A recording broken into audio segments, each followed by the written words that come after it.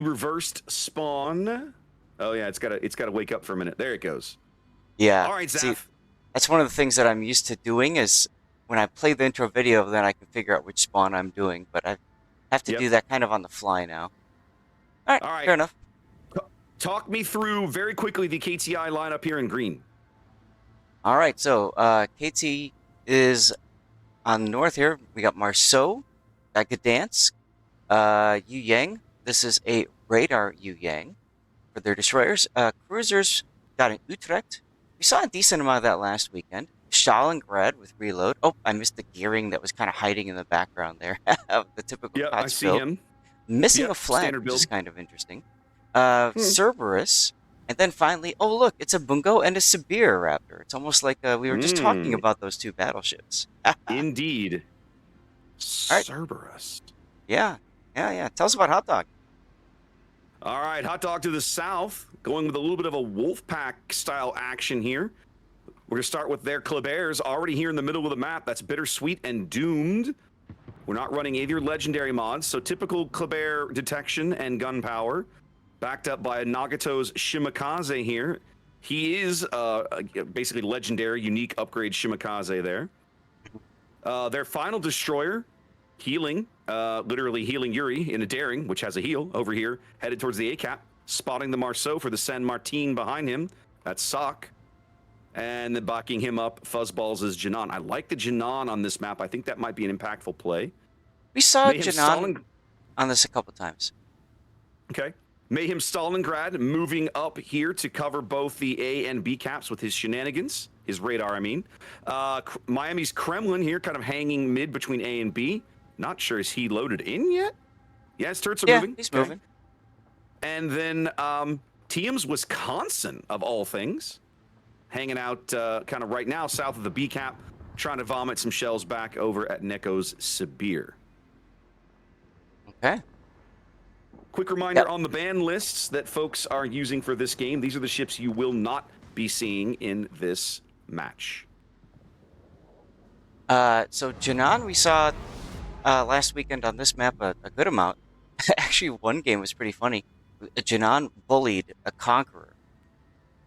Think about that for a second.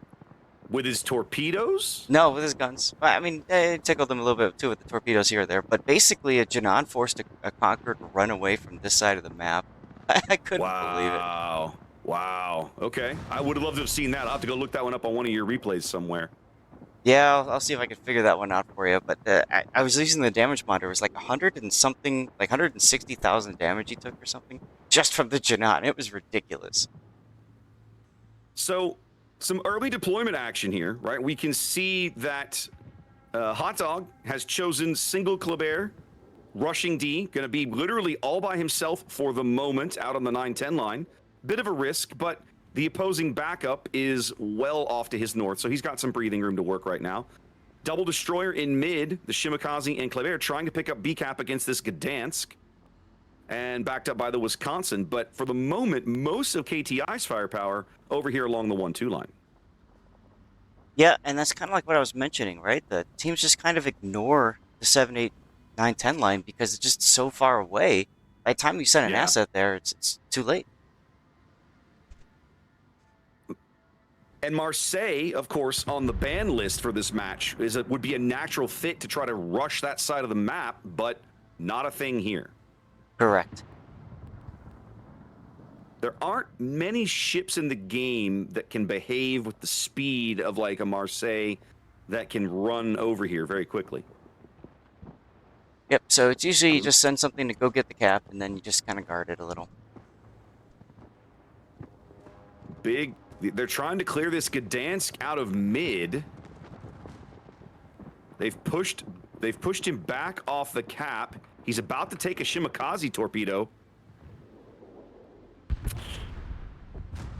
That's impactful. There it is. Yep.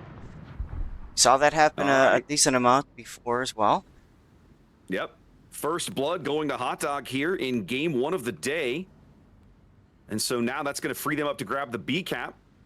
The small lead that KTI has built out of their early cap advantage will begin to disappear here in just a moment.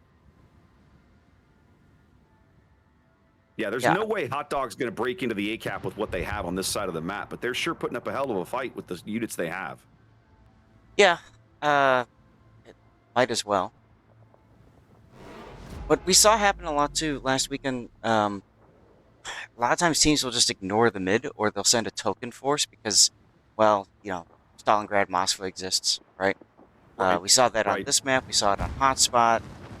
But now it seems like, Hot Dog's in the driver's seat, grabbing that pivotal B cap.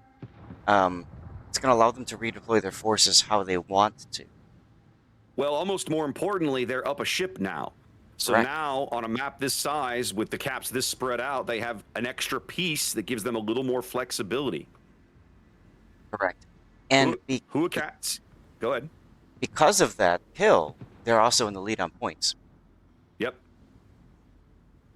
There's our first lead change of the match. Huakat's Yu Yang was moving back towards D, but his radar now tells the Kleber that he's over there, and now he's caught literally on the surface. And so now he's in a bit of an uncomfortable position, pinned between more than one Kleber.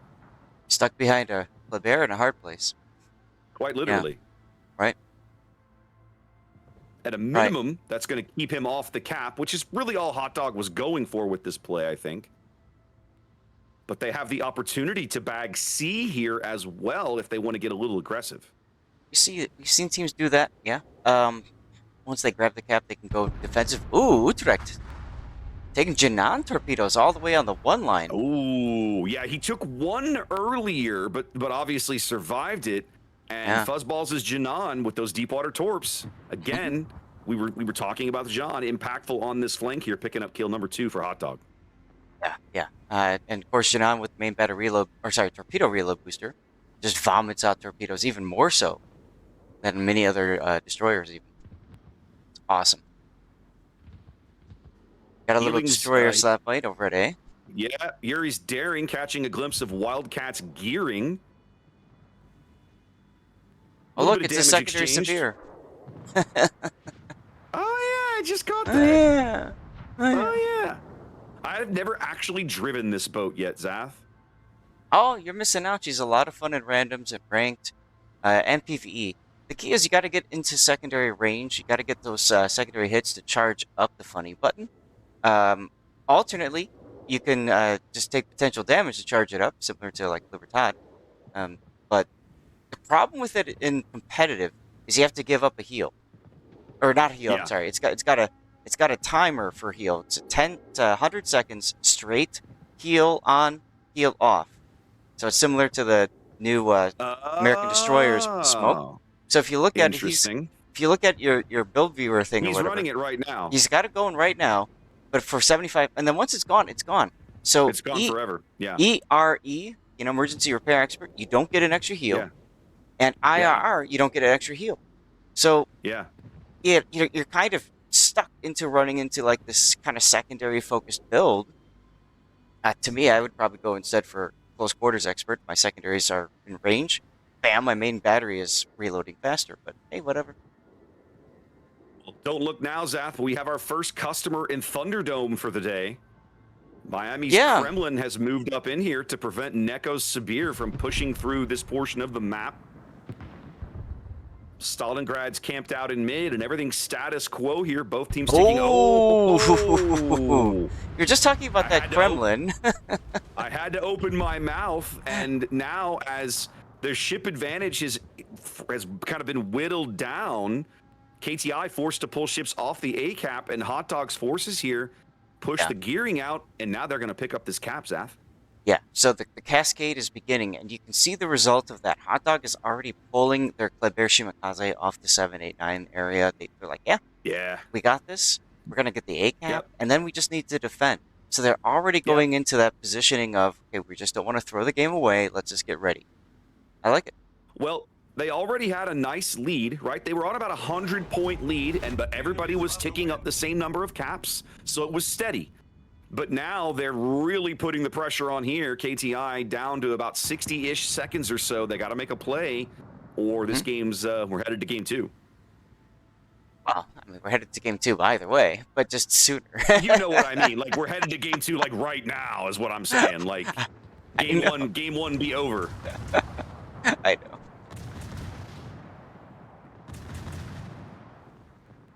Well, healing's Daring just gonna sit there and farm, baby farm. This is what we those saw. little quick British smokes are good for, Zaf. This is what we saw all weekend, last weekend, and Hood and I kept on commenting on it over and over and over again, which is teams take Severe, Severe does nothing, and gets farmed out and dead. Hey! See, look, he's out of heals. Okay. Yep, he Now is what? out.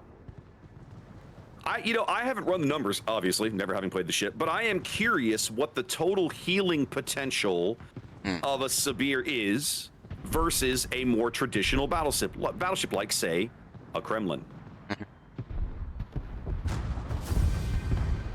There we go. Well, KTI bags a bit of a pity kill in the waning seconds of the game, but it doesn't matter. Hot Dog is your winner here in game one of the day. All right, let's update the fancy schmancy program that we use. And now we're going to North. Yeah, let's update a couple of things here. There we go. Sweet. All right. Game one in the books. Let's come back to here. Well, Zaf, the sun is still not up. But I'm feeling a little better now that I kind of got the juices flowing, right? Like I got one. Oh, yeah, you probably have windows in that room, don't you? There's a green screen behind me, so. Okay. All right. Well, like I said, the sun's not up yet, but I'm starting to kind of get into, like, you got to get into a groove with this, right? Excellent. Oh goodness. So chat earlier was commenting, my chat was expressing shock, Zath, because apparently they firmly believed that your captain hat was grafted to your head. No, a couple things about my captain hat. One, it's really getting old and it's starting to fall apart. So I was really concerned. 6 years old at this point. Well, no, this is my second captain's hat. My first is okay, my bad. I'm talking about the one from Kronstadt. The first, the first one has been retired. The Kronstadt I don't wear because of geopolitics. And then the you laugh, but when Warships had when Wargaming had their official forums, somebody was upset because I replaced the letter in Sunday, the S, with Z because my name's Zach. I remember. Because of geopolitics. So I said, you know what? Yeah. Screw it. Done. Out of there. So I got another hat, and that one, because of TwitchCon and because of Called Arms Live 2 weeks ago, it's really starting to fall apart. And yeah, I just figured it's one less thing to worry about trying to get here.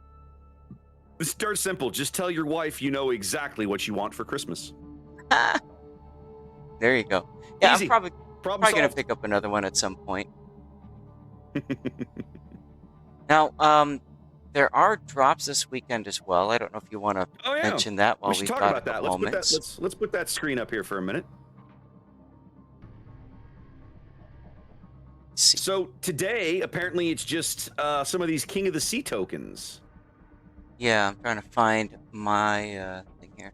It's so weird when you're using somebody else's PC. Like everything just looks different. So for today, am I on the right screen? There we go. Okay, so for today, you should be getting just the King of the Sea tokens. However, and I need to check on this. However, the mystery drop from last Sunday flubbed, like completely didn't work. But some people got it to work. I don't know. That's the regional finals one. So supposedly Wargaming added a drop for today where you watch for 15 minutes and you get the mystery drop. So it's kind of like, hey, we screwed up. We're going to try it again. Okay. So, yes. Now, I normally have 3 monitors at home, so I can easily check on that. A little bit more difficult right now, but I think I'm getting progress on my drops. Little more difficult. Okay. One thing I will point out, because I just noticed it myself, if you go to the King of the Sea article on the official website, and I will post it in chat, both chats here. This will show up for those of you here in 5 minutes. You'll hear me talk about it in 5 minutes. There is a simple link to press the button and get 500 tokens from reading the article. So if you're saving up for something as well, you should definitely just click over to the official World of Warships website, read this article, click the button. You have to log in, of course. Click the button, and bam, free token. So that's a good gig. No, that's important. It's a motion. It looks like the mission for those tokens. Yeah. Okay. So I just did it myself. Whatever it is. It's a mission for the tokens. But what's interesting is I've had people asking me. Easy. Yeah, but I've had people asking me last weekend, like, they're trying to do the math, and the math doesn't work. The math doesn't math out. They're like, how am I going to complete my collection with all the, there's not enough tokens. Here's 500 of them. Okay, so cool. Thanks, Wargaming. Nice and simple. Speaking of which, I already got my my mystery drop, the do-over, 15 minutes. I got that drop already. So, wow, look at you. And I am getting progress on the other one. I brought my old little travel laptop with, so I might take a gander on my main account here and just see what happens. I can't believe, is it the same one? Is this the same one you've had all these years? Yeah. No, it's not the one from the CC Summit. That one got old. Okay. But it's similar. I was gonna say, guys, I wish I could take you back 7 years ago to the original one of the very first big events that Warships did in North America, right? Was out in Los Angeles. Mm-hmm. They flew a bunch of the community contributors out to a place in Anaheim, and they did a big player gathering out there, complete with a tour of USS Iowa, which was really cool. But every morning, Zath is wandering around. We were staying in this hotel with this beautiful interior atrium, so we're all at breakfast, and Zath's down there with his laptop doing his dailies at 7 o'clock in the morning, like an addict. Right? It was hilarious to watch. Well, and not only that, but I was doing it one-handed because I was eating. You're like shoveling food in with your right hand and playing boats with your left. It was actually a little scary, if I'm honest. Right. Okay. Hey, the stream has caught up to us now. You should push an ad roll. Yes, thank you. You're welcome. Just double checking that because I did bring my stream deck with. But it looks like looks like my stream deck did not run the ad roll like it was supposed to. Aha! It says no accounts, so I guess I need to log in. Yeah, probably. To the Twitch account. Hopefully, okay, good. Chat's not going to see this. It's exciting.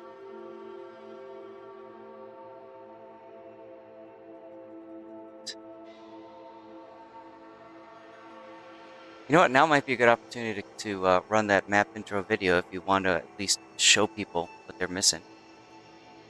Do I have to? Oh, you don't? I don't care either way. Okay, so I'm signed in now. I'll look at them again tonight, but right now I just really don't. I just really don't want to. Fair enough. Fair enough. Okay.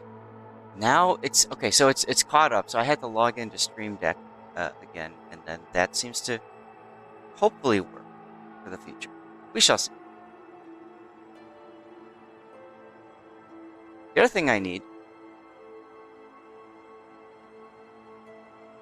What do you need? I need to double check that screenshots are actually, because on my PC, as you know, I take death pics at the end of the round, and I use those as cover pictures for when I release them onto YouTube.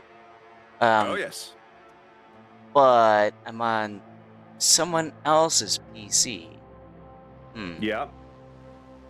Well, I wouldn't worry too long because the game just dropped. Oh, I see it. I see it. Okay, making sure. Thank you. Sort by date. Okay, it is taking the screenshot. Excellent. All right. Well, let's get into this battle here. This is going to be our regular spawn.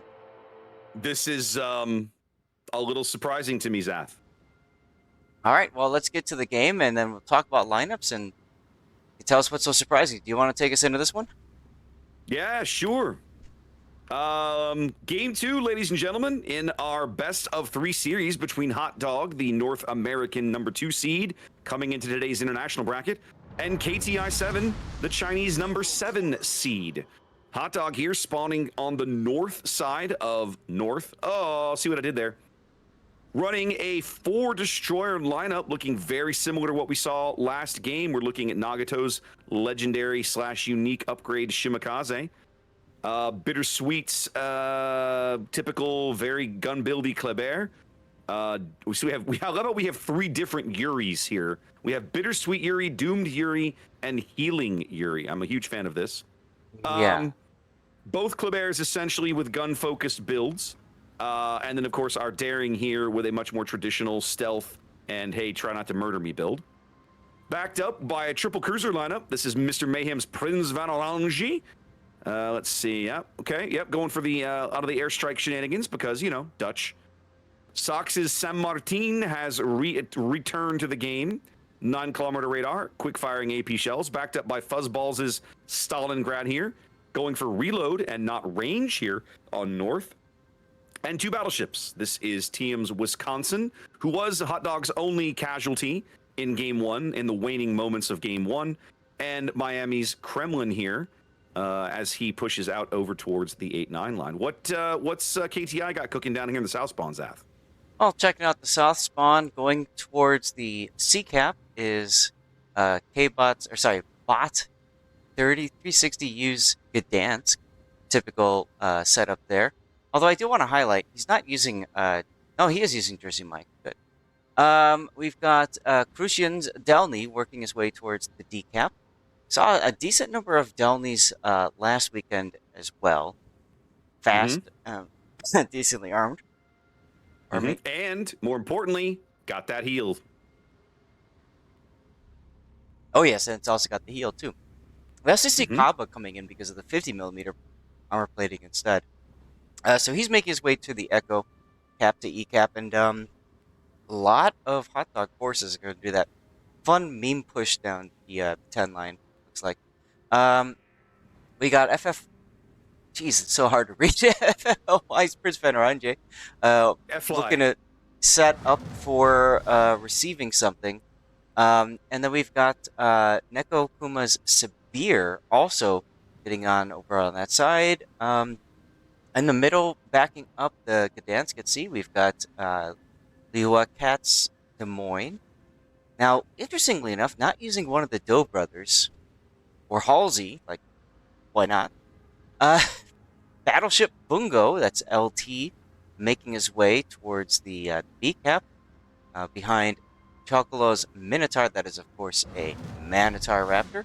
And then in front of them is Wildcats gearing with your typical KOTS build. Same thing as last time. Also, still missing a flag. Is what it is. Well, don't look now, but Boss's Delny on the 10 line is in super mega ultra trouble. He's on double fires. His heal is gone. His repair is gone. His repair is up. He managed to put the fires out, but down under 1,000 HP already as he got quadruple teamed. Sorry, I kind of stayed focused on that while you looked for the list line. This is a Manitar, you said. Oh, yeah. Oh. All right, let's go. Yep. Yeah, one of the things Puddin and I were doing last weekend is we just kind of quickly talked about the build and moved on. But if you want to continue calling out names and stuff, we can do that. It just takes us a lot longer to get it done. That's all. Yep, no worries. Some maps I expect to start quicker than others. This is true. So the other Delny, it's Crucian here at D getting smacked around because the Daring Hydro has him picked up and he can't proxy him through the cap. He needs 2 kilometers and he doesn't have it because the Daring Hydro is 3 kilometers. That's right. It's going to force him out, but he'll be fine. Yep. He will probably survive, although they're really trying to put a lot of focus fire down on him right now. They know exactly how badly they wrecked the other Delny. Yeah. On the 10 line, and so now they're trying to do the same to his compatriot here. Meanwhile, it's our radar going up over here at B. Meanwhile, we got Bots Gdansk in the C cap. You know, something else I found interesting. as I was going through these names in the lineup, Raptor. It looks like with K17. Is this a Chinese team? Yes, this is Chinese. They don't have 18 at the end of their press account names. I don't know what to tell you, my friend. That's gonna totally wreck my OCD. But oh well. I mean, I got nothing. I got nothing. All right, so a little bit of counter radar now here over at the A cap as Sox's San Martin pushing Wildcats gearing off. The Minotaur now spiraling out of this smoke cloud. Not really any danger there, and the San Martin radar is out of range of the gearing now. A little bit of back and forth, though. I just watched Neko Kuma get dunked on by PVO airstrike. That was... ouch. It's kind of like the one ship you don't want to see when you're in a Sabir, if you're going to play static. Yeah. Well, I mean, if you're going to play static at all.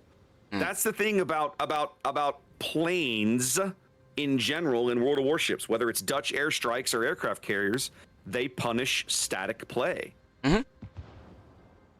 It's one of the things that's kept the Dutch relevant in King of the Sea, the Dutch ships, right? Howden Liu and now Prince van Oranje, simply because carriers, of course, not allowed in King of the Sea, but Dutch airstrikes, totally okay.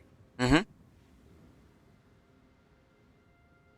Well, it's a 3-1 cap advantage here, 6.5 minutes into game 2, and KTI just really struggling to make inroads here. Hot Dog already about to cross over 700 points under 3 minutes on the game timer here. KTI needs to get into a cap or bag a kill. Yeah, they picked up Bosmaus Delny on that line. I see that. That was kind of inevitable given as low as they got him the first time, but I'm sure they're glad to get those points. Oh, absolutely, yes. Remember, this is a best of 3, everyone, so we'll have to go searching for a game 3 if this does end up being a 2-0 blowout. Well, possibly. Your next round starts in 15 minutes, so we'll see how this goes. Oh, you mean the Group B? The Group B begins at 45 after, so yeah. 2-0 might also mean, you know, dance a little bit and then move right into Group B, but we'll see how it goes. Hey, I'm happy to do the dance, as you know. Oh, yeah. We will. I'm sure we'll figure it out. 800 points and climbing here for Hot Dog in game 2. KTI down a ship. Under 2 minutes. Yep. KTI down a ship and bleeding HP, not really seeming to have a good way into any of the cap circles. All Hot Dog has to do now is just keep KTI out of these capture zones and not lose a ship, and they seem very, very well positioned to do that right now. Yeah, KTI's trying to put their Des Moines on the sea cap to hold it, but he's a little bit too far forward and out in the middle of the water, so... Yeah, I mean, watch exactly. There was watch what's about to happen to this Des Moines as Miami's Kremlin just dunks him right through the gap in the island there, and now the timer's even shorter as the DM goes down. 1 minute to go because KTI does step in on the A cap to at least slow some of the point bleed. Yep, they buy themselves some time here, but they desperately need a kill to claw back some of this points difference. They're 500 points upside down and going in the wrong direction as the Stalingrad Zaf Fuzzball's now free to just walk into sea on his own. Oh, yeah. I mean, the Des Moines gone. What are you afraid of? I mean, Fuzz's Stalingrad is pretty healthy right now anyway. Wildcats gearing sailed out of the cap. He couldn't afford to. They picked up the Gdansk Zaf, and that's the game. And that's the game. Woo. Hot Dog looking good here in straight wins early in day 1 of international play in King of the Sea 18. Well, Hot Dog was... Let's see, they made it to the grand finals, and then they were defeated by Resin, who went through the losers bracket.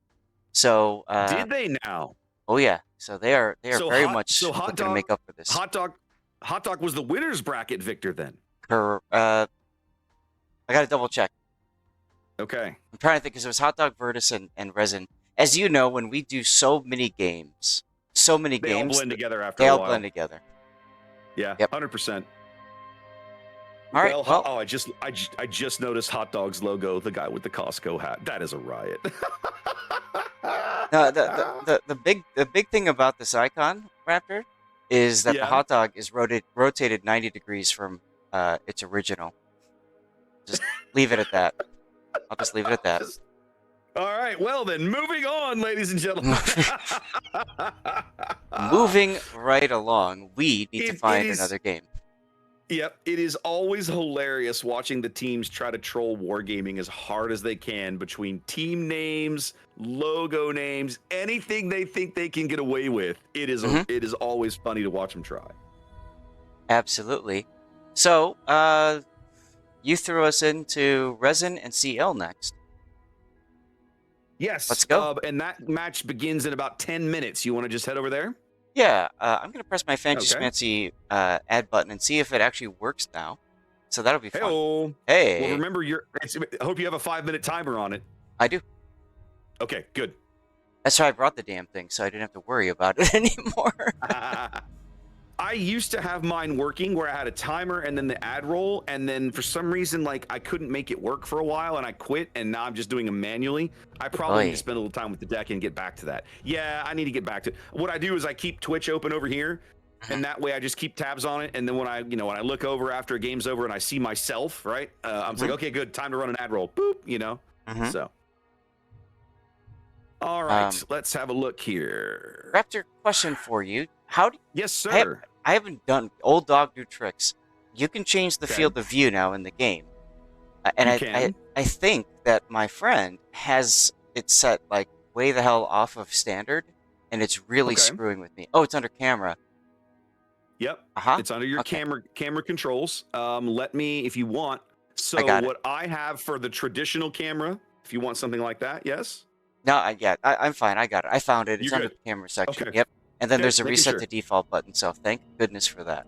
Yep, okay. Yeah, and there you go. Cool. Nailed it.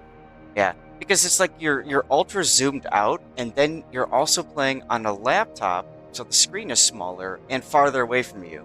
So, like, reading names was so freaking difficult that last series. Hopefully we can get that solved for moving forward. Yep. All right. Let's see. Presencio.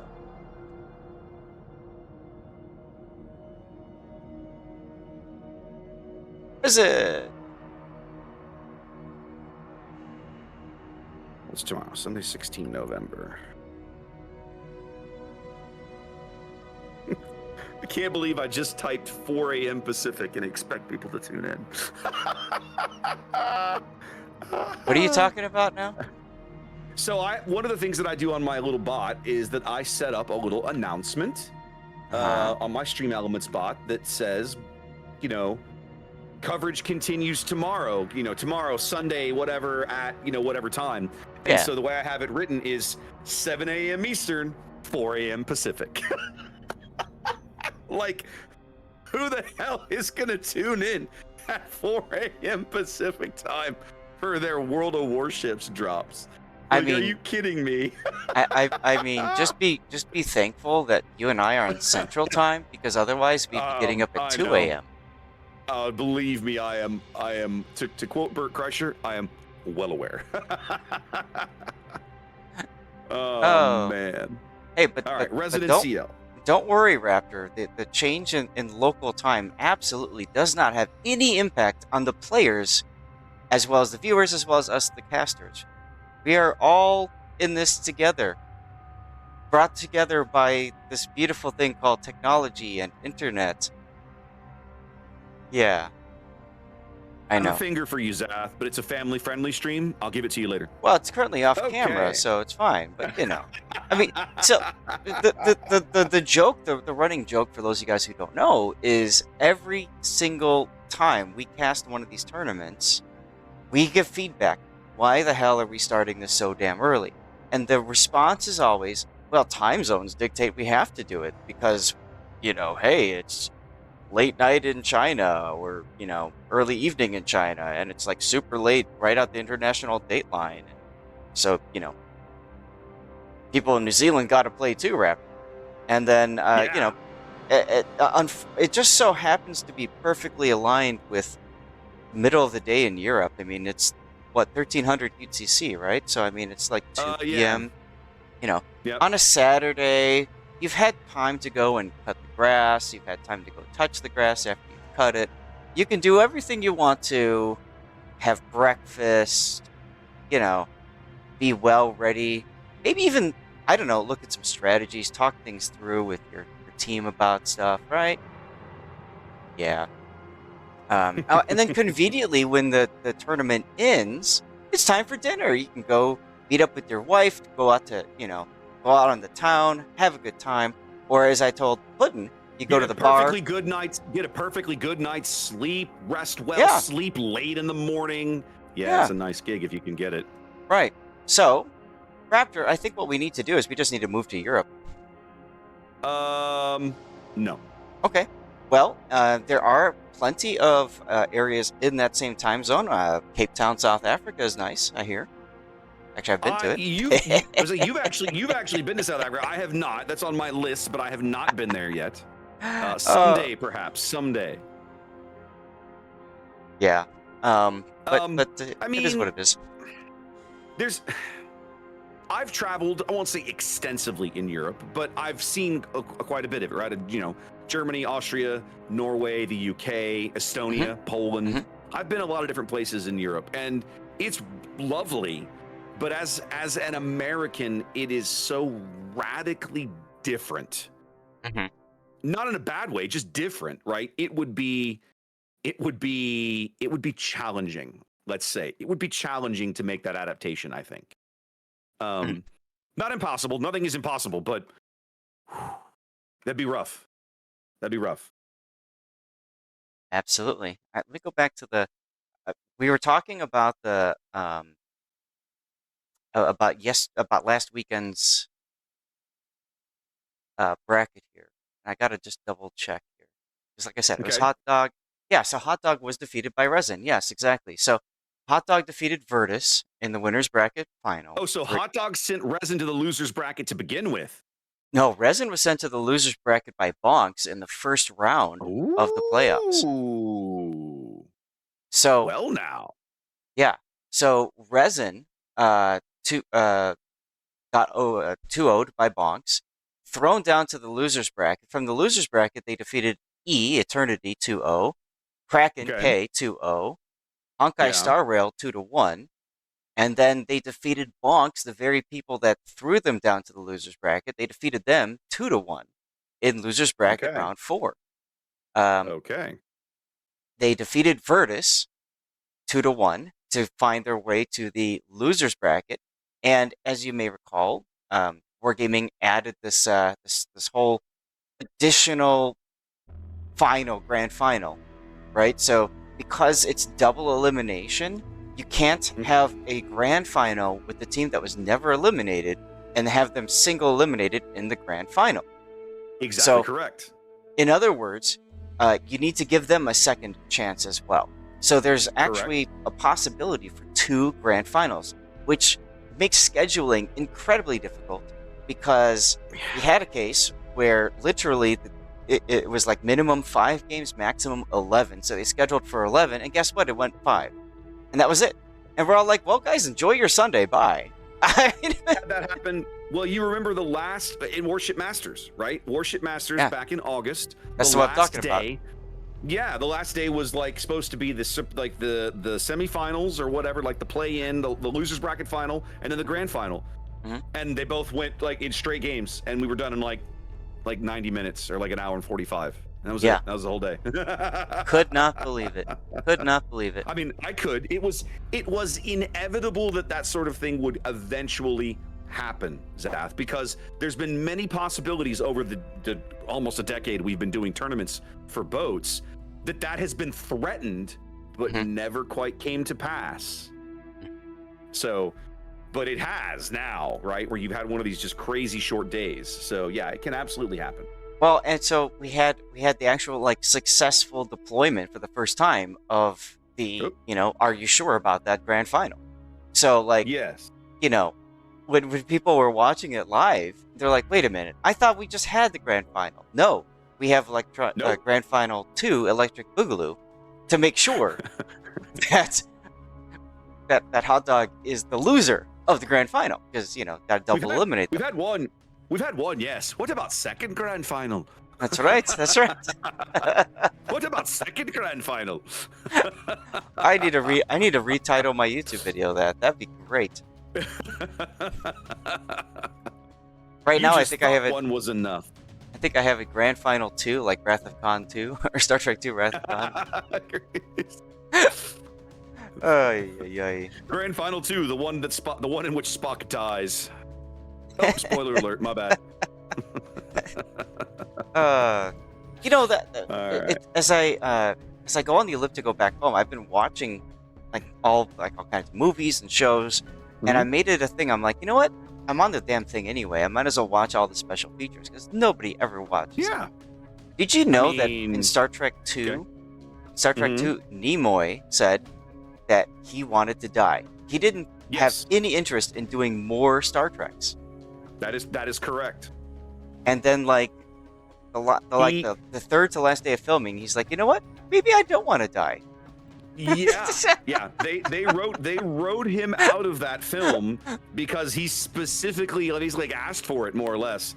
And then when he got down to it, he's like, actually, you know what, guys? On second thought, I might have changed my mind. Right.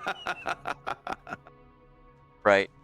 I couldn't believe when I heard about that, and then they asked him, well, what can you do to maybe hook it in later? And he's like, well, I'm just gonna say remember. Okay. And then it became such a big thing. So reminders, everybody, that this is the group stage. You need 3 best of 3 victories to make it to the playoffs. So we will be finishing all of those games tomorrow. We'll see the first half of that today. And this doesn't make sense to me.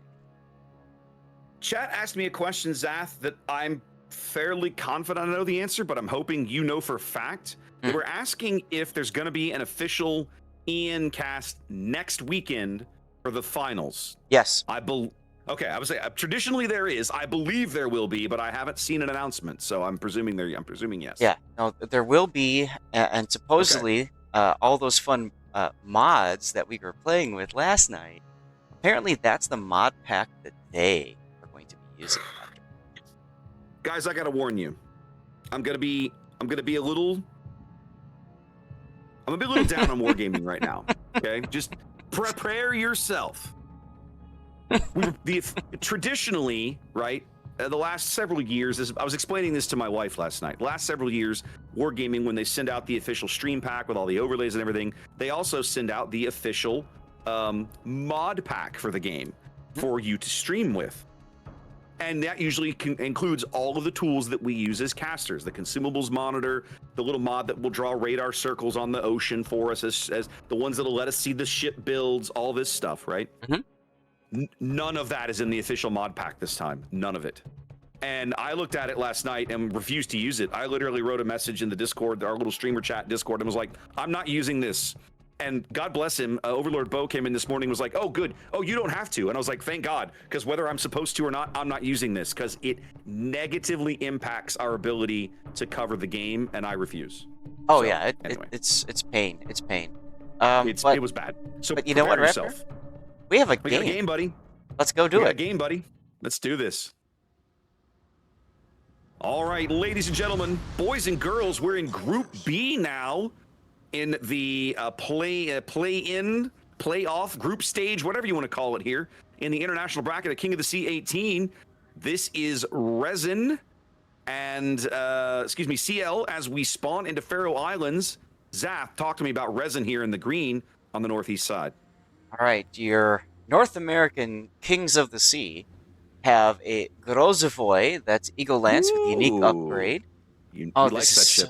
Yeah, this is so much better. Anyway, we've got Mad Dog in his Småland. Behind him is Mabuki Stalingrad. We saw a lot of really key plays by Mabuki last weekend. So keep an eye on him. Boom Diata's in Brisbane, working his way to the decap with everybody else. Big Six's Marseille and Hungaria's Marseille are going to tag team it with St. Vincent in tow. That's Peyton the Rockhider. typical builds there. FIFA also making some huge bungo cross shots all last time. Oh, and there's just happens to be also Legend of Formulas or San Martin just by himself going off to the distance. You have been voted off the island. Off to the A-cap with you. Your job is to not die. If you die, we will yell at you profusely. Good luck. Yep. All right, CL coming to the dance here in red, southwest corner of the map, spawning in. They got a Grozaboy of their own, going for reload rather than unique upgrade here. Backed up by Mortis's Harugamo. That's the 420 Blaze It All Harugamo build there with the unique upgrade in slot 5 for maximum smoke. Behind him, Coffee's Stalingrad going for range upgrade. Moving in towards the B cap here, that's CY's Ragnar. Yep, traditional gun build, a little bit of extra gun range, not surprising out of a Ragnar. Maruku's Brisbane right on his heels.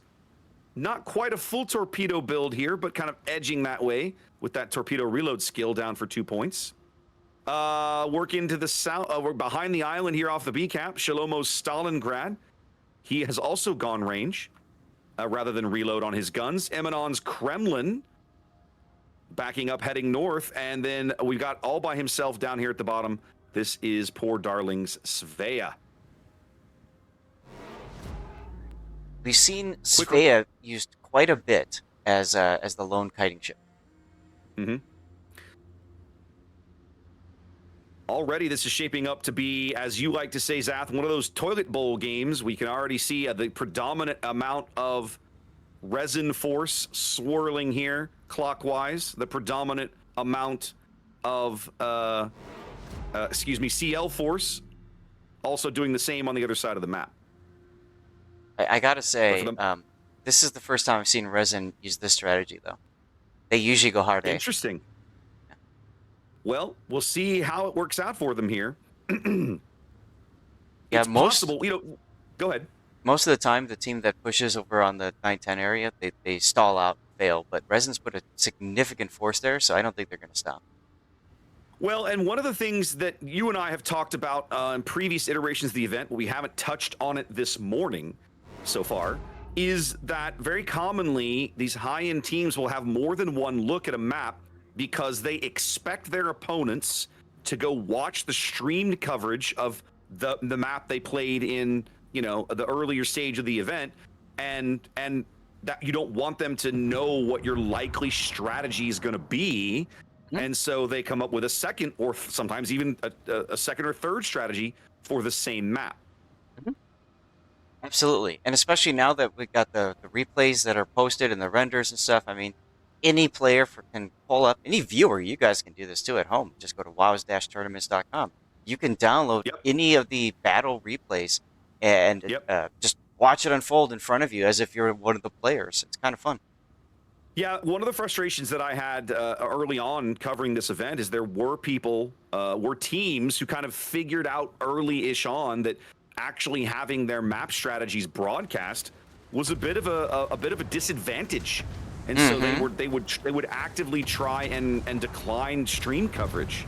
And the replay system now that Wargaming uses for their big events basically puts paid to all of that. It doesn't matter anymore because if you played in the tournament, anybody can go download the replay of all of your games and study anything they could possibly want to know about the strategies that you've used. Raptor, there are people that actually get paid money to do exactly that and report back to the teams, like literally scouting. That sounds like a TWA thing to me. As First Blood goes to CL with their Kremlin, taking down Legend Formula San Martin. Okay, now he's going to get yelled at by his team. I mean, the sacrificial lamb has been sacrificed, but it's working out really well for CL. They've been able, all the radar they've kept around the B cap has kept Mad Dog off of it until this moment. I'm trying to look and see. The only radar that could pick him up that's available right now is CY's Ragnar. But Mad Dog's coughed up a lot of HP here. Yeah, but don't worry. He's got to heal. It'll buff out. Yeah, well, he's buffing it out now as Mabuki puts up one of his radars. And there comes one of the Stalin radars. The question is, will the shells arrive in time? They should. But they They get the do. reset. Yep, they missed, but they still get the reset. So He took a Mad Dog, little bit of clip damage there. Mad Dog knows he's gonna have to just speedy boat away. Yep. Once again, CL defending the B cap efficiently, but now they're able to put lots more pressure on this Ragnar here, as finally the St. Vincent, that's Peyton, has turned the corner here down at the bottom of the map, and he's going to be a big player on this B cap now. Right. Darling's Svea continues to back off, and I think the hard thing for Resin is they can't be as aggressive on that Svea, because if they do, they will end up giving too much of a broadside to Shimono's Stalingrad. As Fatsy's Ragnar, again, very low now. He's 53 seconds away from another heal. Yep. The team tag team. Oh, and they got him lit, Zath. Oh, Yes, he they had to put it did. right out. Yes, he they took a quick did. fire. They know they got that shell off because the radar's got him lit now. Yep. 420 HP, 30 seconds from a heal is Fatsy here in the middle of the board, and they're going to get him. Oh, absolutely, yeah. It's a very important kill for Resin. It's going to get them back into this game. Yep, they needed those points. So now the Stalingrad is going to be focused, I would say. Shalmo. You can never tell if it's a I or an L. I was wondering if these Marseilles were like, it's Big Six and Hungary were like waiting for their speed boost to come back. They could just aggressively push Shalomo's Stalingrad. Big Six just pushed his, and there goes Hungary also pushing his as well. Yeah, it makes sense. They can focus down the Stalingrad. Of course, Stalingrad's going to burn longer, doesn't have fire prevention, so all they have to do is just keep burning him. He's a goner. Now, things have not slowed down for CL. They have now wrapped the B cap. The smoke train, that's Mortis's Harugo, Maruku's Brisbane, led by Kita's Grozovoy, crawling back through Resin's spawn area here on the northeast side of the map. Yeah, lots of strong positioning for both teams. I do have to say, for CL, I like how they're rotating the smoke. So they just used the Grozovoy smoke, and now they're using the Haragumo smoke as a way to just get this Brisbane into range to help out as quickly as possible. And ultimately, Zath, I like CL's board position way better than I like Resin's right now, just because they have all of this island cover to defend the B cap and a 50-point lead to work with. Resin is most of them are just out in the open. Resin, the only way Resin gets back into this game, they have to pick off a kill. They have to out-trade somewhere. Well, and that's why I think the Stalingrad's going to be that focus for it. As a matter of fact, Big Six now, he's actually turning to look a little bit more southward now. I think they recognize that the Stalingrad's going to keep backing up around this corner, so they're going to try to put him in position to do something about that. Meanwhile, the Kremlin up to the north is also being farmed. It's Emenon's Kremlin. He's healing now, but he's got 2 left in the tank, and that's about it. Yeah, I mean, Resin is trading really well. They're actually slightly up on collective team health. But man, they've definitely got some ships under pressure. Peyton feeling it here in the middle of the map. He's 90 seconds from his next heal, and the Harugumo is just being merciless. Oh, I mean, well, that's what you do in a Gumo, right? Oh yeah, I get it. But they are also pressuring Shalomo's Stalingrad. He's very low now. His next heal's 35 seconds away, and he's burning in 2 places. Whoa. Sorry about that, Joe. Massive ping spike right there. Yeah, Peyton is in real trouble now. He's trying to get cover, trying to just go dark in there. But he's lit again and on fire. Yeah, I don't think he's going to make it to his heal. No, they're going to get to Stalin, but I don't think Peyton's going to make it to his next heal. No, there's not a chance now. The final Stalin shot ensured Peyton doesn't. Yep. Oh, but the torpedoes on the Kremlin are a big kill. Yep. Great kill from Boomdiata's Brisbane. So Resin bends here all the way back, basically backs up against this island here in the southeast corner, but they don't break. They now have a 50-point lead as they're still pressuring this B cap. Yeah, I like that play. And if you look at the mini map, what they're kind of doing is they're forming a line using the islands between D and C as kind of like a fallback position. Um, Mm-hmm. the Stalingrad was set up in the kiting away position. That was Mabuki. Now that with the Kremlin gone, they know this is going to be their opportunity. They've blunted the CL push.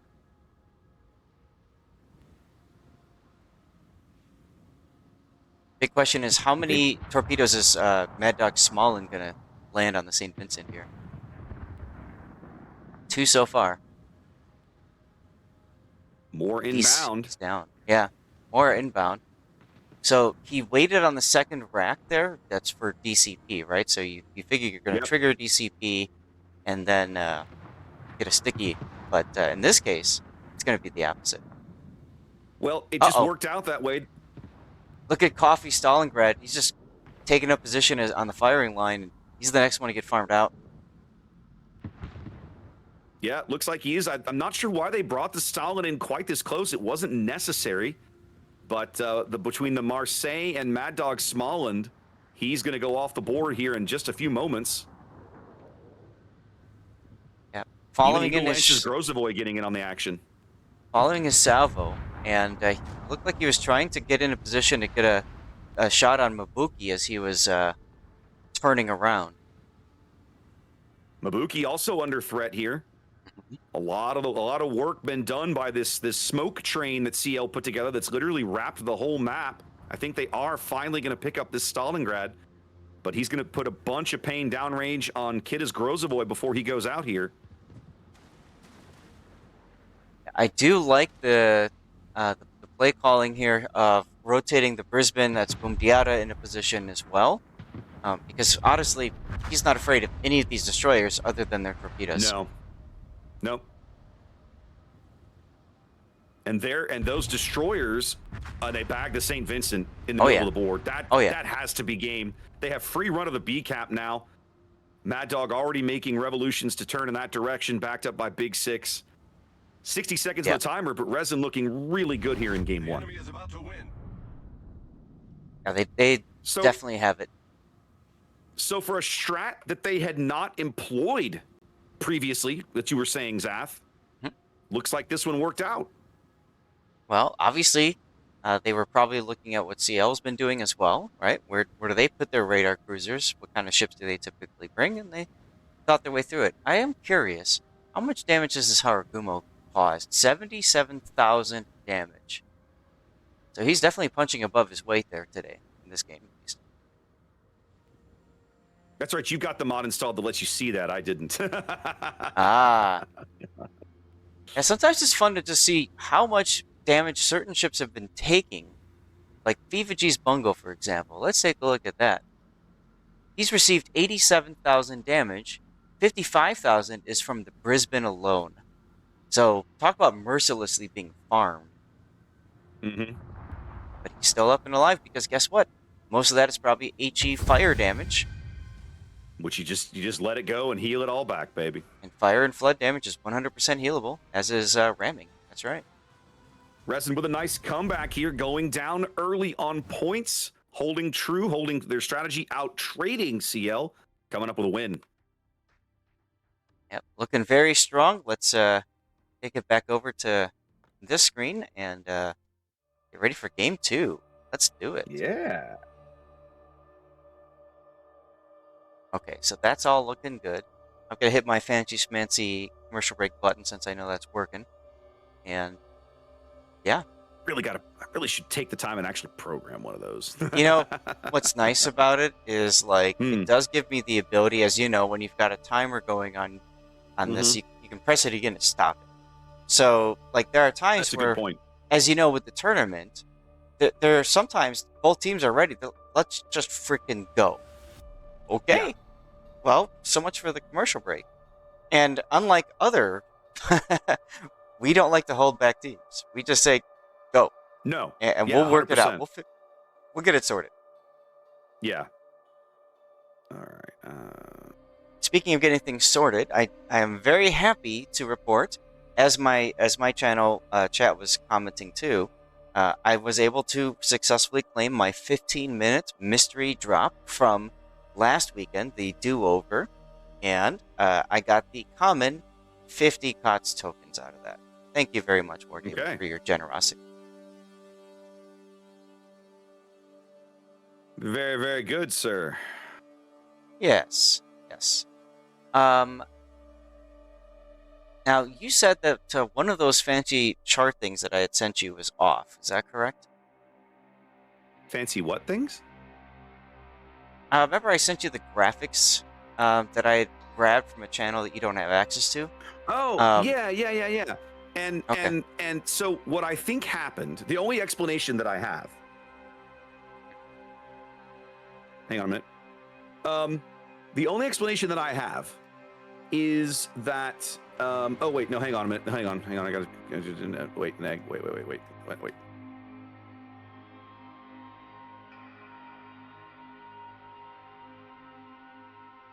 Sorry, I'm giving my mods instructions on giveaways. No worries. Okay.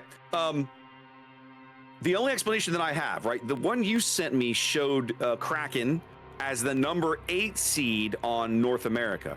But when you looked at the sign-up sheet, Kraken was the number 7 seed. The only thing that I think makes sense to me is that one of the NA teams like dropped out, right? That's all I could think of. Yeah, maybe. Let me pull that graphic up again. Yeah, here we go. And we could probably figure out who it is, because the North America teams should have been Resin, Hot Dog, Virtus, Bonks, 3XA, HSR, Inca, and Kraken. Mhm. But I don't think Bonks is playing. No, Bonks is here. And see, Buenos Noches is playing for North America as the 8 seed. So somebody didn't make it. There's Virtus. We know Hot Dog and Resin are playing. Bonks is playing. There's 3XA is on the list. It has to be HSR. So the North America, the guys who finished 6th in NA, right, last weekend, declined. Couldn't field a team, who knows what, but they passed. So the 7, 8, and 9 teams on the bracket moved up to be the 6, 7, and 8 teams. That's all. Okay. And then, so who was added then?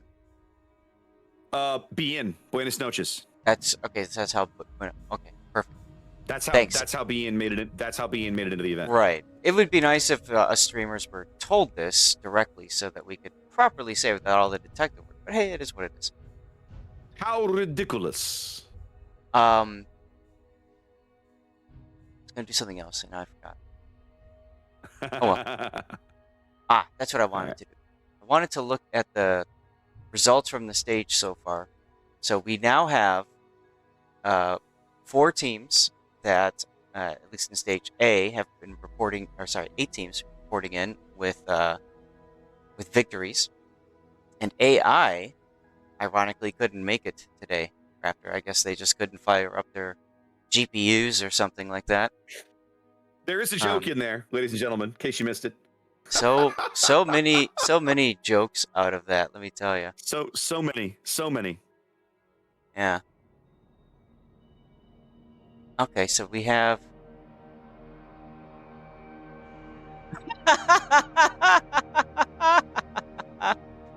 Let's go. Okay, something's really hilarious. We were talking about waking up at 4 a.m. so we can cast this tournament because we really care. We hate time zones. A certain EU streamer has said, "I've just woken up. What have I missed?"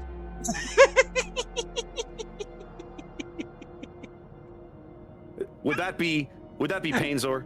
Yes, it is. It is indeed Painzor. No, that's unthinkable.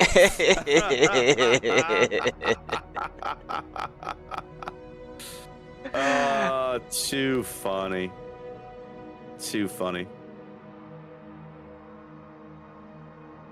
Yeah. What has it dropped? I overslept. Yeah, Painzor, Right. I overslept. Yeah, I'm shocked. This is my shocked face.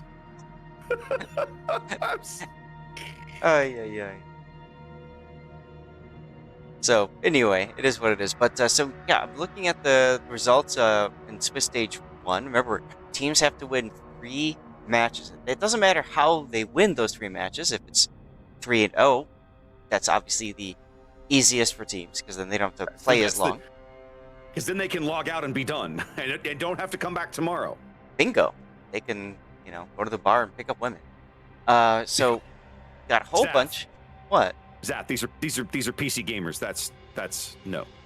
Oh, That's not a thing. so Puddin hasn't taught you about KOTS PR yet. Okay. Fair enough. Got to show everyone your war wounds, your digital war wounds, all the, Man, I took a big hit. Fortunately, Too bloody funny. Fortunately for us, Raptor, looks like both teams are readying up. Do you want to just yeet out the intro video, or do you want to just keep what we've been doing and just I go straight in? If you wanna show it, you go right ahead. I'm not showing any of those. All right, fair enough. I won't bother with. Yeah, I won't bother with mine either. Then it's fine. It's because if I do, then I cut you off and my mic off as well, and that can be very jarring for viewers because then they can't hear what you're saying. And so I think it's easiest just to keep it as is. Keep it simple, stupid. Yep. I'm a sucker for these things. Mm-hmm. Okay. I need to come back to here.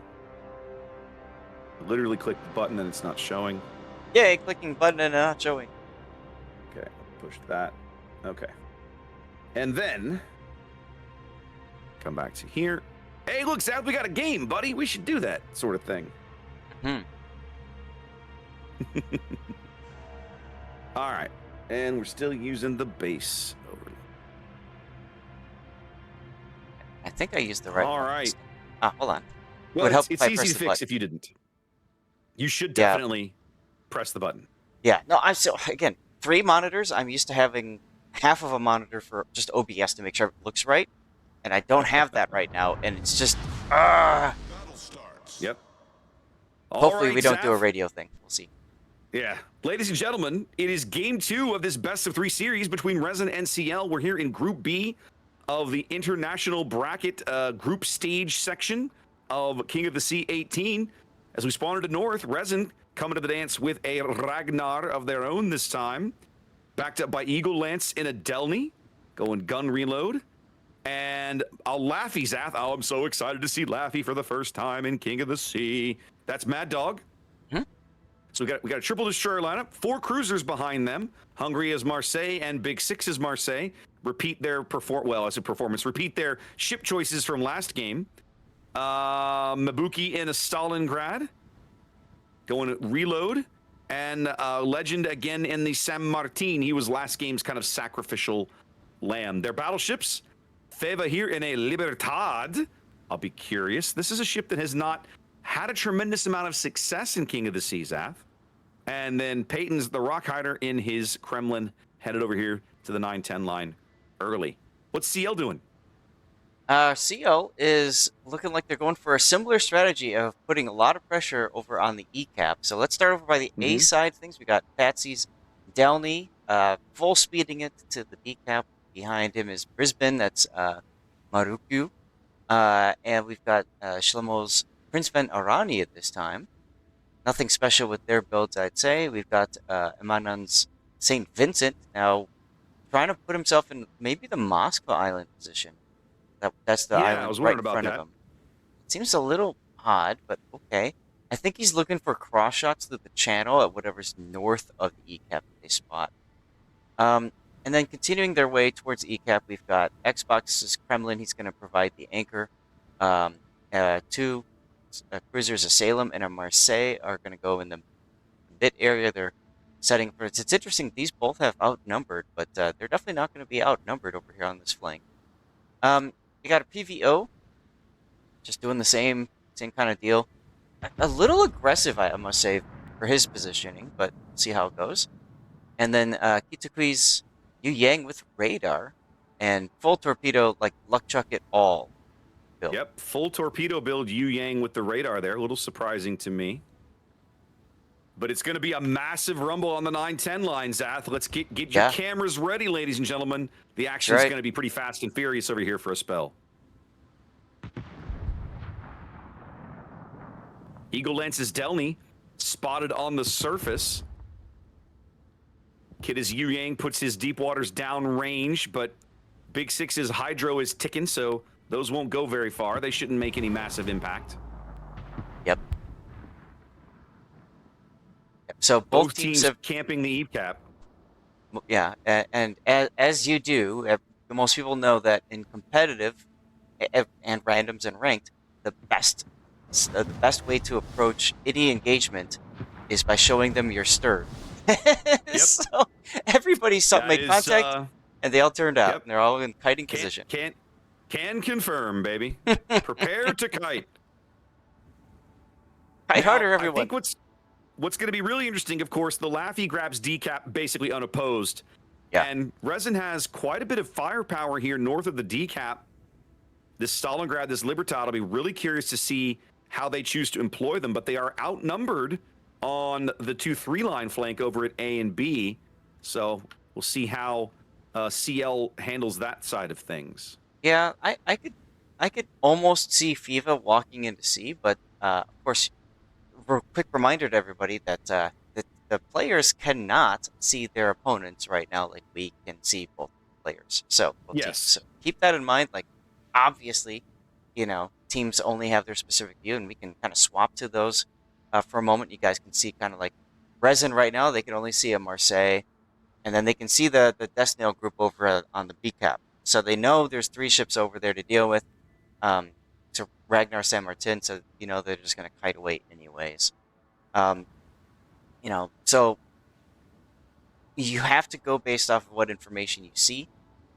What typically happens if you see the battleship, then that gives you an idea if that's where they're going to put the bulk of their forces, or at least a good amount of their pushing. If you see San Martin or Svea, that's going to be their kite side. Like those little things that we take for granted because we can see everything. Dath, CL is doing something that I didn't expect. They seem to be abandoning the 9-10 line. Do you see this? Yeah, well, I think they've looked at the situation. They've recognized that they just don't have overwhelming firepower. Usually, what we find in competitive events is you don't go for an even split. Instead, what you do is you go for a heavy side, that's your push side, and a light side, that's your kite side. And unfortunately, both teams went heavy on the same side and light on the same side. So what you're going to see is kind of like the fighting of the kiters going on. And CL, of course, with more assets, you would expect them to win their kite side over on the AB side of the theater. Now, especially with a light cruiser and a heavy cruiser and a destroyer, like they have firepower and numerical advantage over here on the 2-3 line. So absolutely. If you're Triarch and Legend, your job is to simply not die and slow these guys down as long as possible until your teammates can show up to help assist you. Right, exactly. Eminon's St. Vincent's been coming under continual fire, and he's about to take a Laffy torpedo here. Oh, never mind. All skill, no luck, ladies and gentlemen. It's one of the problems of Laffy. Her torpedoes only reach out to 8 kilometers. Yeah, she's got those short-range torps. There's a reason that I love my gearing, and I mean, as much as I love Laffy, give me gearing. Right. Emanon pushing his fancy heel and bailing out as it looks as if CL is going to grab the A-cap. Yep. But they are still down on caps. It's a 3-2 advantage here for I think Resin. That's the difficulty teams run into on this map, is if you go AB, you just don't have enough real estate because of 5 caps. So that's why we see teams often going for the E cap. You win that, you can get the other thing it did that I've kind of noticed but didn't point out earlier, right? You've got the 3 CL ships here working the AB cap, but literally, like everybody else at one point, the entire rest of the team was in the same like 4 or 5 grid squares over here on the southeast side. You can't support each other at that range. Like each element of your team is completely on their own. That's right. So good luck. Like, hope it works out for you boys. So now, Resin in the position of just needing to hold what they have and not lose a ship. Under 3 minutes now. Time ticking away here. CL's got to break into one of these caps, and I'm sure Resin is not going to make that easy for them. So it looks like CL is going for almost an even push now. They're going to start putting pressure on ECAP again, which is hilarious because of just pulling their ships off a few minutes ago. Yeah, But they're feels also, like they just got done leaving, but they're back yeah, now. but they're back. Hey guys, we're back. Meanwhile, over on the CCAP, they're taking the Salem and St. Vincent, and they're going to put them in a position to just potentially shove C. So they're saying to themselves, okay, we need to get ourselves on at least 2 of these 3 caps, put pressure in there, and see what we can make happen. I like the play. I do too. One of the things that you commonly see in Kings of the Sea in these kinds of matches is try to engineer a board position where you can present your opponent with multiple threats that they have to address at one time. If you overload their defenses, it becomes possible, or let's say more possible, easier to pick up one of these capture zones. Oh, absolutely, and that's something that I comment on a lot with Putin. Is if you're losing, what's the point in continuing that strategy? Like, just flip it, do something different. Yep. And sometimes the best desperation play is, all right, everybody, just W, see what we can make happen. Good luck. You know, you don't ever throw in the towel because you can catch a team off guard that way. Priarch's Ragnar looking like he wants to trade his ship for the Delny over here at A and B. Yeah, I don't like that decision. I'm not sure I like this play either, but that seems to be where their head is at as the Delny finally does go dark, but they're going to lose this Ragnar. I cannot envision a world where Triarch survives, and he doesn't. No. Side plate armor does make him a little more resilient to Brisbane shells, but it's still not enough. Feels a little bit like an unforced error here from RESIN. They can still recover from it. They do still have a 100-point lead. Both teams only ticking up 1 cap at present. Yeah, but that does... Brisbane radar. Go ahead. Does open the door for CL, though. It absolutely does. Feva's Libertad trying to keep the C cap from flipping, but not having much luck with it. Ooh, Yu Yang goes down. Well, but it looks like they traded here. Yep. Yeah. I missed it. The Yang charging Peyton's Kremlin here in the ECAP to kick him out. That leaves just the Marseille. Which one is that? That's Hungary's Marseille to defend this cap on versus a 3-man push from CL. Yeah, you got Eagle Lance's Delny in the area too, but that's definitely going to work well. The big problem for Mortis's PVO is Mabuki Stalingrad. He's got a beautiful broadside shot if Mortis continues to move farther forward. Well, and Mabuki's lost his shot there on Coffee's Marseille. Mm-hmm. I have to believe his next shot is coming on the PVO here, but yep, here it comes. But it looks like he overled those a smidge. Nope, I lied. He led those nicely. But they do lose the Libertad here north of C. Yep, Libertad goes down. We now have Winruku's Brisbane back on the other side, getting back into the A-cap now. Trying not to show broadside to the San Martin. Yep. Goes dark. So there's a lead change now. CL out to their first lead of the game. Hungary trying to trade for this PVO. That's Mortis here as he's getting pushed from astern by Coffee. Eagle Lance's Delny trying to kind of help out here. Hungary manages to survive, but not before he takes a big hit through the nose right there. Yeah, that's Xbox's Kremlin. So I like this play though. When you have a ship that is tucked in behind an island, you dislodge it by going to both sides. You don't send both forces on the same side. And there you go. That forces RESIN to lose that ship. Hungary burns out. It's back to a 2-ship lead here. Excuse me, a 3-ship lead here for CL. Well, okay, no, there goes the 2-ship lead. Everybody's dying now. Yep. As things settle a bit, it's a 30-ish point lead for CL, but they're going to pick up the E-cap here in just a moment. Ooh, good hit from Mabuki's Stalingrad there onto Xbox's Kremlin. Yeah, I'm surprised Xbox whiffed the shot just a minute ago on Mabuki. He was showing a good amount of side. I thought, okay, we're going to see some white bar action. Did not happen. Coffee's Marseille actually turning around to go into ECAP because they know Xbox probably isn't going to survive this. Yeah, Xbox is out of heals. They burned every heal he had to get into this ECAP. But Mabuki's also getting pushed. They're going to lose the Kremlin eventually. That's the key, is the word eventually. Yeah, but the problem is that Mabuki's in a bad position. The Salem coming up on his starboard side. These these American piercing shells are going to do horrible things to him as he starts taking citadels, but he does bag the kill. Wow. Salem starting to chew in with the AP. Yep. Salem taking shots from Big Six's Marseille off to the north. It's back to a 60-point lead for RESIN, but I can't imagine a world where Mabuki lives long enough to get anything out of it.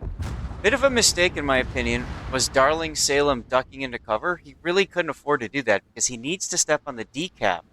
And turning into cover and beaching does prevent him from taking hits from Big Six's Marseille, but now he's not in a position to step into the decap. That could be crucial. Only 40 points between these two teams here. Time ticking away. We're 60 seconds from a CL win, but they've got to be very careful with some of these assets. They can't lose a ship or they could find themselves on the losing end of this game very, very quickly. Yeah, fortunately for CL, Eminon's St. Vincent does have a heal available. I don't know why he's not using it. Because frankly, be safe and heal. Is how I would play this. Yeah, like why not? He pushed it now. He's good.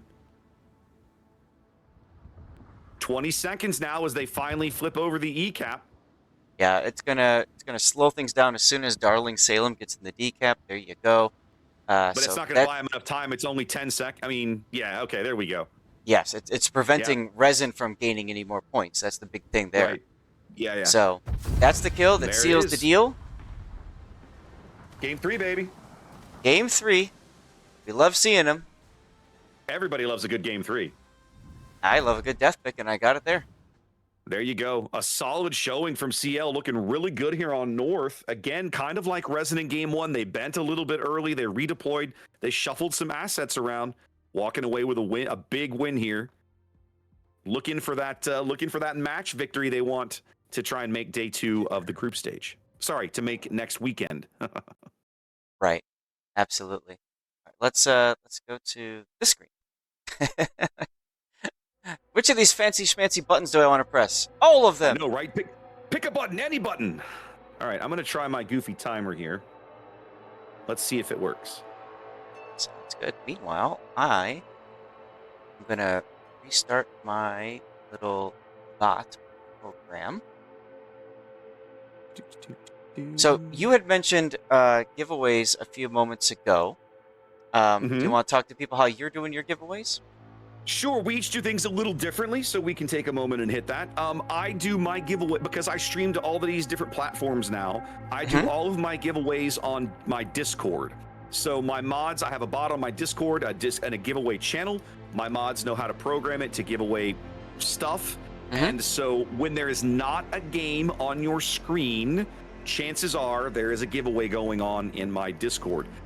When there's a game on the screen, I would much rather be focused on the game, so there's nothing for you to be doing over that place. But when the game ends, usually one of the mods will kick off a giveaway over in Discord on about a 5 or 6 minute timer, and then the thing will end and we'll give out some codes and life will go on. So if you want to earn some free loot from Wargaming, this is none of my free stuff. They give us codes to give out and we pass them on to you.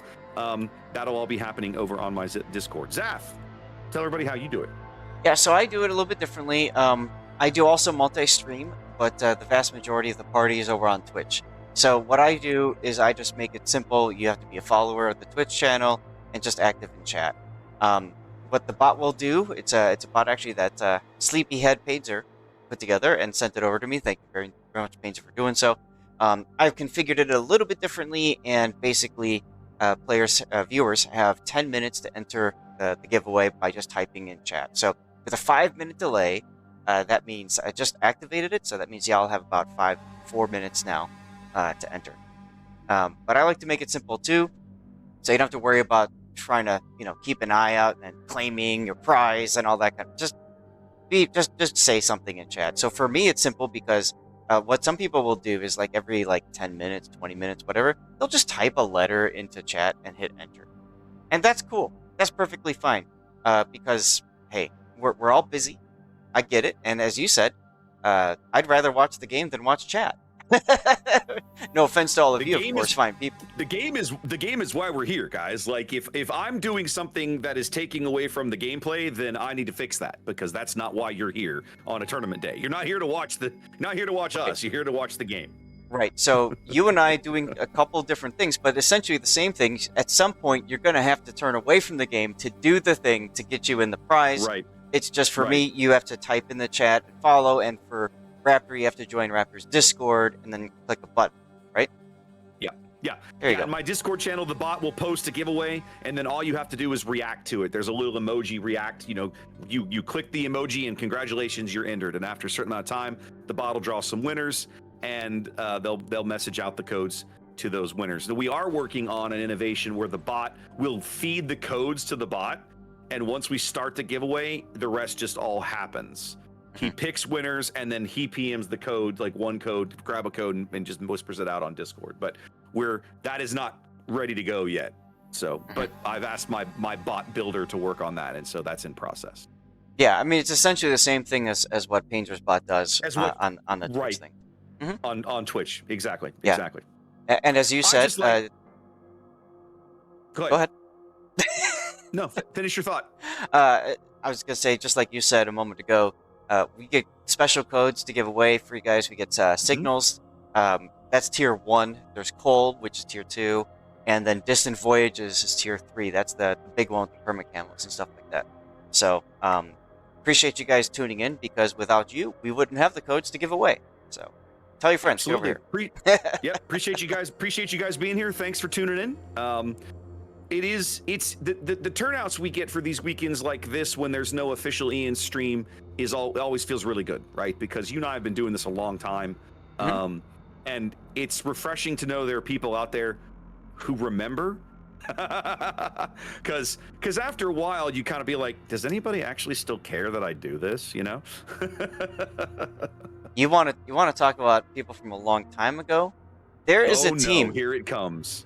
There's a team from North America that we used to cast in the early Kings of the Sea, and was involved in Supremacy League, and they're back. And that is PSV. Now, they did not make it this far, but they were in the NA tournament. They were, and it was so cool being able to hop in there in the training room and what a riot. See so many familiar names. And they were all excited to see me, and I was excited to see them, and we're all just fangirling. And meanwhile, like, the other team in chat's like, is this caster biased? Yeah, what is with you losers? That's it was wild, man. Yeah, PSV from the old Supremacy League days. That's a throwback. Right. It's funny you mentioned that. I could swore I ran into a PSV player not long ago in a random battle on the NA server, and I remember seeing the tag, thinking, is that still a thing? Wow, very, very cool. Well, that's awesome. That's good. That's good to know. A little bit like old home week when you see stuff like that. Well, you know, and it's fun for you and me, because we've seen a lot of players come and we've seen a lot of players go, and to see players coming back again, and see their names and the fact that they remember us and we remember them. I mean, it really does. It is pretty freaking awesome. I mean, the game is 10 years old now, right? They just celebrated their 10th anniversary, and you know, we're talking about players that quit 5 years ago, and like, hey, Buenos noches, still here. Remember when they showed up, got their butts handed to them, and then came back again and like made it like to the playoffs the second time or whatever. And that was such a big story back then. It was. I can remember when Buenos noches were like the new kids on the block, knocking on the doors of some of these, you know, big established NA teams, and they were the first big competitive team to come out of Latin America, South America, right? A lot of guys from you know, Brazil and Chile and all the rest of that stuff, wherever they're from, but a lot of South Americans in that team. And since then, the game has kind of exploded in that market, and there's a lot more competitive teams out of that part of the world, but they were basically the first organized team out of that part of the world, and watching them come in and just with their particular brand of aggression, right? You remember some of those early matches we got to call with Buenos Noches, like, oh man, this is like watching a Russian team.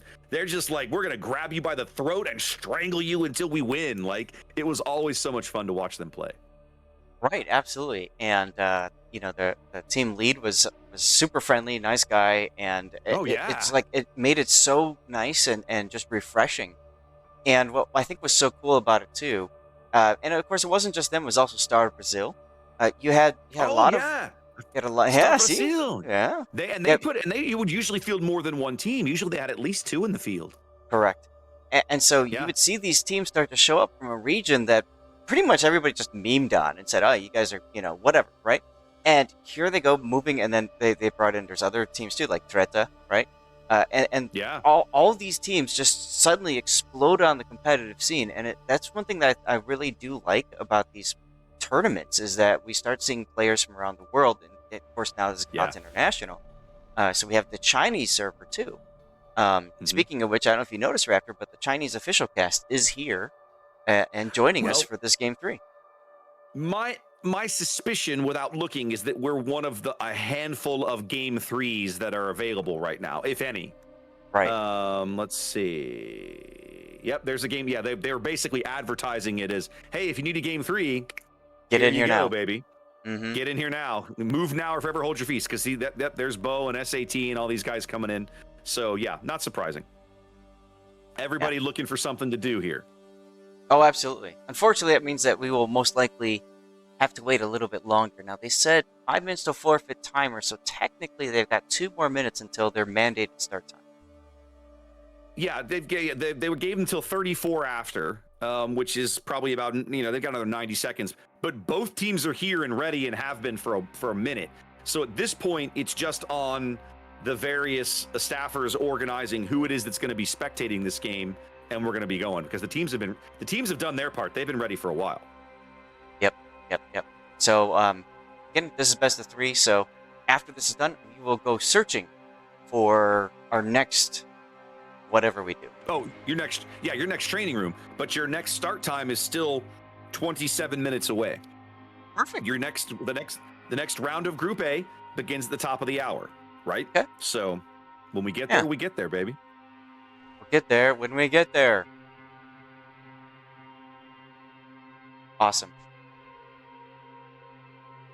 And we're dropping.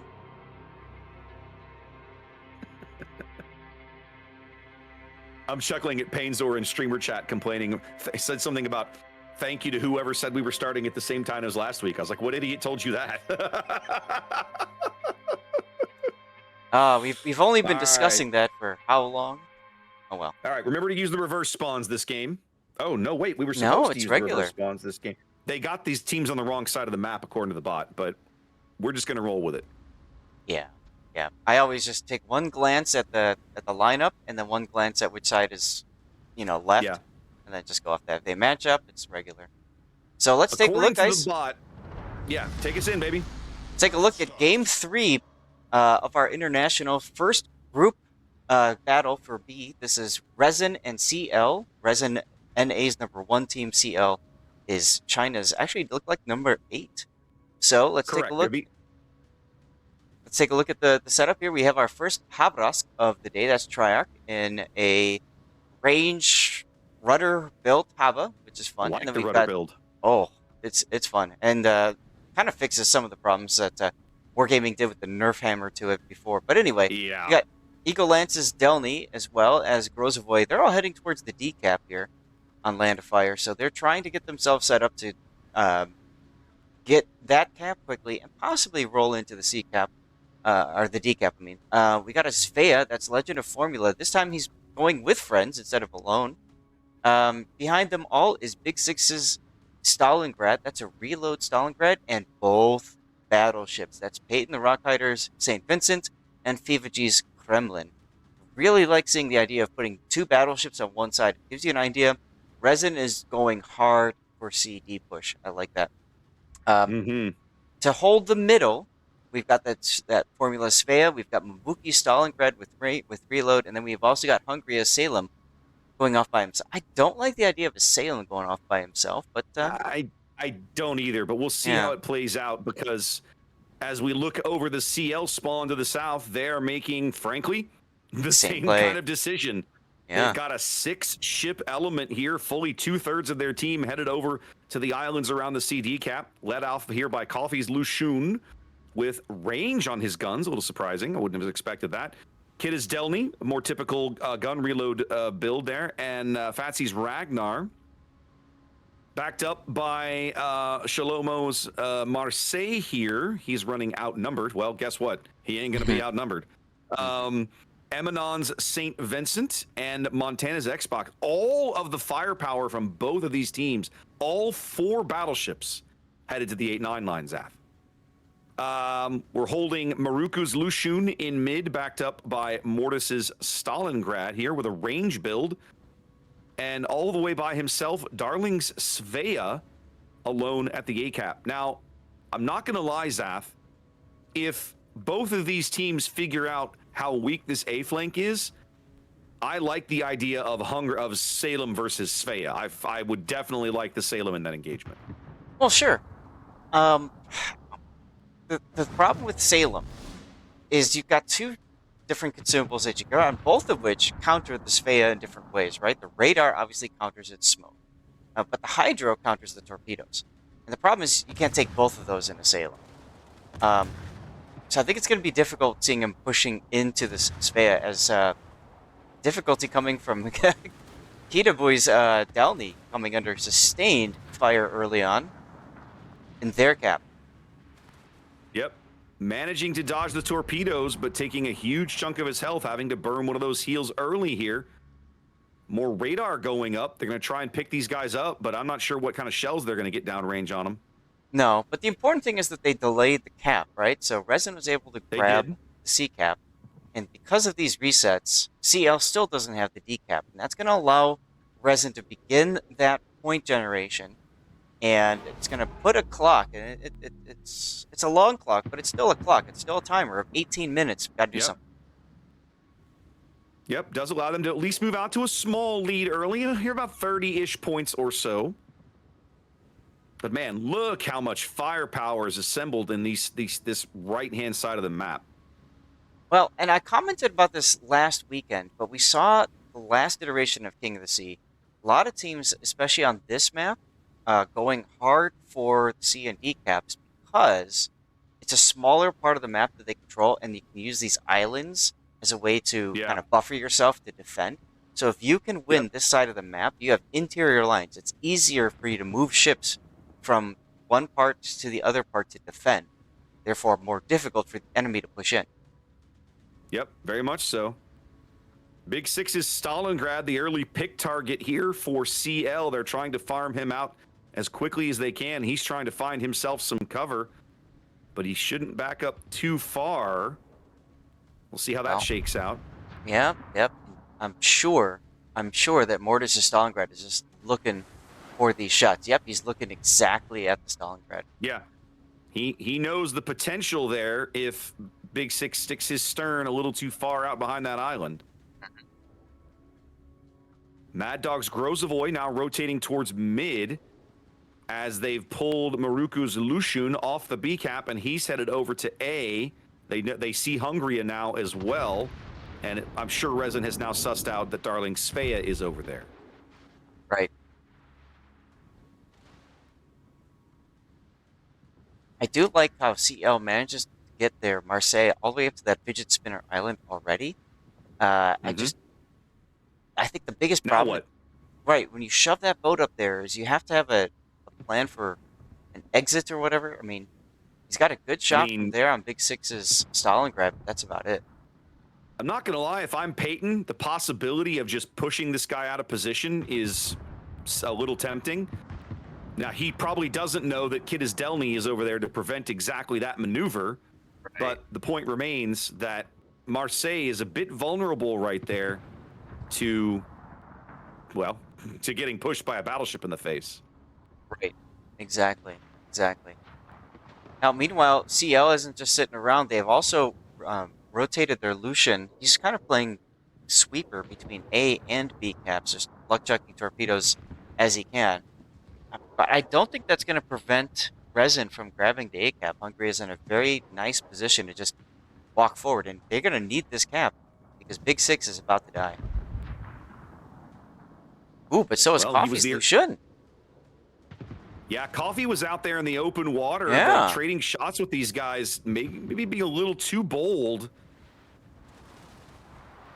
These ladder shots coming in are all missing. They've got him lit. The radar. There comes the Stalingrad radar. That's Big Six's radar. Yeah. Big Six was the early pick target, but now they know they have an opportunity to clear Coffee off the board. They're going to try and take it here. Yep. They're going to hit him again. He's healing. Yep. Now remember, this is a slow tick, long duration heal. As Peyton goes down. Yep. Peyton tried to push, and I think the Delny was there waiting for him, or the Marseille just citadelled the crap out of him, but he doesn't go completely. He does at least get the Delny. Yeah, so the Delny got 47,500 damage on the St. Vincent with torpedoes. So there you go. So the Delny got at least one rack of torps into him. The Delny was there to prevent exactly that play. Yep, and yep. It worked. So now Resin down a battleship here as they've brought some smoke in for Big Six. Yeah. And Mad Dog does successfully grab the B cap. Very interesting to see all this unfold. Part of it is because the Stalingrad position that, for Big Six, it's just such a common position. Yeah. You have to have a plan for how you're going to deal with it, if you're playing from the south spawn on this map, because he's going to be there. Right. All right, the smoke expiring on Big Six. His next repair is 30 seconds away. His next heal is 50 seconds away. Yeah. But he is actually not spotted right now.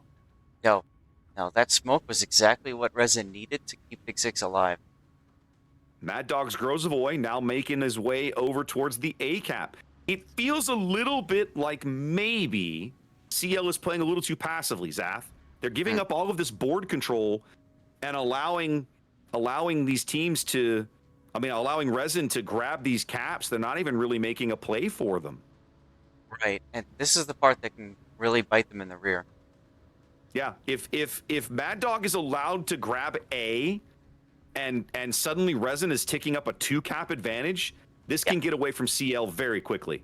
It's already 6 minutes to victory, so yeah, that just really just turns the knife on them. Well, let's see what happens. Mad Dog's onto the A cap now, and so in my mind, if you're CL, man, time's ticking. You need to make a play here. So what's that play going to be? Honestly, you got to shove the Lucian in. He's got his heal available. They're finally pushing up the 10 line, but they're so far. They're still not close to the cap. They're going to pick up Big Six eventually, I think. Mm-hmm. They haven't done it yet. He does get through his next heal. He's still alive in there. That's his last heal. Big Six is no longer able to heal any incoming damage. And there's 2 sticky fires. They may kill him, but he has traded his ship very dearly and lasted a long time in that spot. It's now 3 minutes from a Resin win as they have a 2-cap advantage here because it just feels like CL's being just a little too passive. You know what's interesting? I'm looking at Big Six's Stalingrad right now, 136,000 in ticking damage received. There he goes. Mm-hmm. He's only done 42,000 damage in return.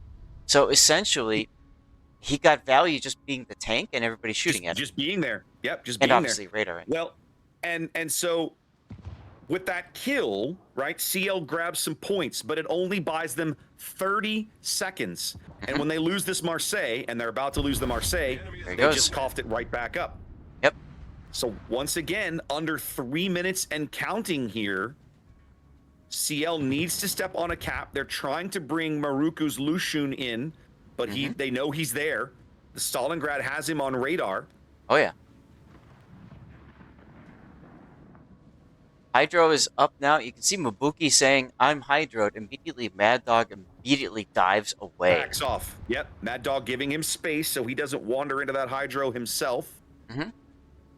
As the Ragnar And the Stalingrad are also here at B as well. And now, but also check out Eagle Lance. They've figured out how much has been rotated to mid. He's just gonna walk They into know D. he's just going to walk into D, basically uncontested. Emanon can't do anything about it, and Coffee would be suicidal to take that gunfight. Yeah, but you know what? He's gonna have to. He's going to get it because now they can see Eagle Lance on the surface, and soon in just a moment that is going to be returned. I can't imagine a world where Coffee's able to completely dodge this. He's not, and here we go. Yeah, and you can see the value in radio location right there. Eagle Lance knew exactly where to point his guns. So as soon as Coffee showed up, bam, he fired. Yep. Really, really heads up play there from Eagle. Realizing he had a free run at the decap because of how much crap CL had shoved into the middle of the map, because they were realizing what you and I kept talking about. They had to get on one of these caps. Yep. 2.5 minutes to go. Time ticking away for CL. Triarch's Haberosk now in a position to deny this St. Vincent push as he's continuing to try to move up the 10 line. Oh, Emanon's look at B, look at coming the quick. Lucian. Mordeku's trying a desperation play here with his torpedoes. Coming out in front of the Muruki, though. He's got him into the water. He's probably going to get this kill. It can't afford it to be a trade. That's the problem. Yeah, they needed it to not be a trade, but that's exactly what it was. Not a good trade, as now, check out, the Haberosk goes down, but not before he does it. He puts some good damage into Emanon here.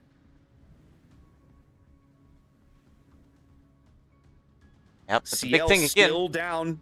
Go ahead. Resin up with the extra 2 caps, although Fatsy's Ragnar trying to get to A desperately. And Mad Dog is staying outside of detection range from Xbox's Montana, so he's just going to play with him. Emanon now in a very awkward position, as Legend Svea should easily be able to clean up Coffee here. Yeah. The question is, can he dodge the inevitable torpedo salvo? He might take one here. He will, but it's not going to be enough to kill him. Importantly, he goes dark right as Emanon shows up. Correct. He uses the smoke to cover his retreat so that Emanon has no shots and can't pop him like a balloon. The Ragnar is going to grab A. That's going to buy CL some time, but we're still under 60 seconds here. And, man, I can't imagine a world where Fava doesn't just punch out this St. Vincent here in a minute. Yeah. I liked how Emanon tried to use his little funny torpedo on Fiva G's Kremlin. Just missed. There it is. That's it, baby. Resin with a really solid win here in Game 3. An early lead, some heads-up play on board control, and carries him across the finish line. That it does. Well, I gotta do a couple of things in our fun little program here now. Yep, just did all of that. Hit all the buttons, and then I can push this button. Then you push this button, and everything looks great. And then you push this button, and it all blows up in your face.